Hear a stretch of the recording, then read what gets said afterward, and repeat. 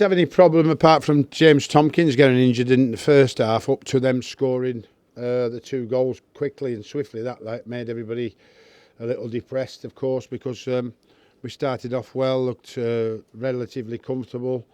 They scored with the first chance that they had, and then they scored off a corner, which we thought was a goal kick. But that's always going to change the fortunes of the game, and the lads, it was about getting and continuing to do the right things and trying to open up the opportunities that we felt we could see that would be possible from the first half performance. So I think in the end you always need a bit of quality. That Sean Su, and the quality was Maiga's goal. I think that he showed a bit of quality before that, pulled a great save out of Bot Foster, then the goal itself, and then the second goal to get us 3-2 up the second half was pure determination and desire, which is what we're all about. The sad thing was not continuing from there on to protect what we'd just got ourselves back into the winning position in the game. So and like I've said, I can't, it's really bitter for me, that pill, because we practice not allowing the opposition to get in our box within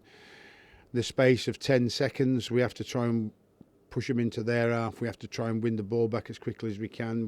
We try and keep them in their half if we can't win the ball back, and we just must have mentally switched off because of the delight of scoring the third, and we got heavily punished. And then anybody could have won it then.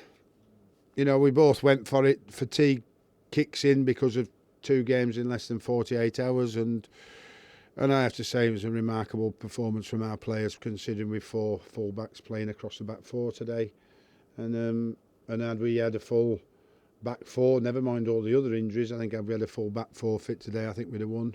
But because we hadn't, we asked players to play out of position, and unfortunately we've ended up conceding 3, but 3 very, very good goals.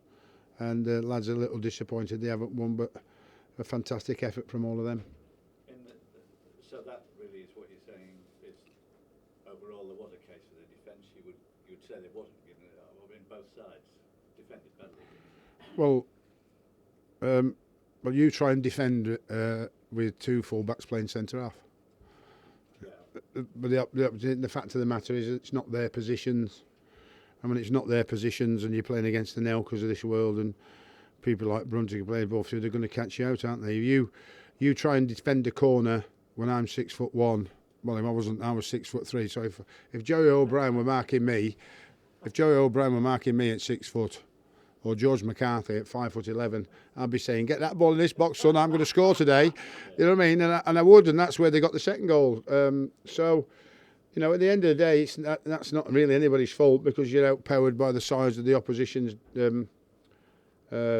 players on that particular corner. So, like I said, had we had our full quota of defenders fit today, we'd have won. When do you think you'll have your full quota of players, Sam? I can put, it's like drawing a rabbit out of the hat in the minute for me.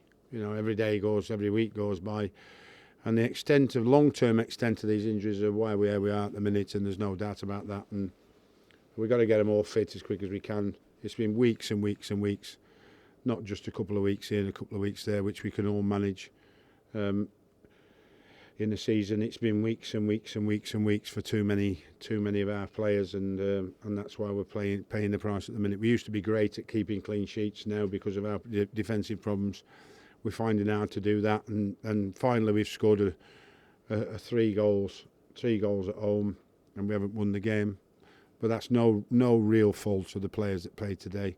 Well, you can make it their fault, but because they're playing out of position, you can understand it.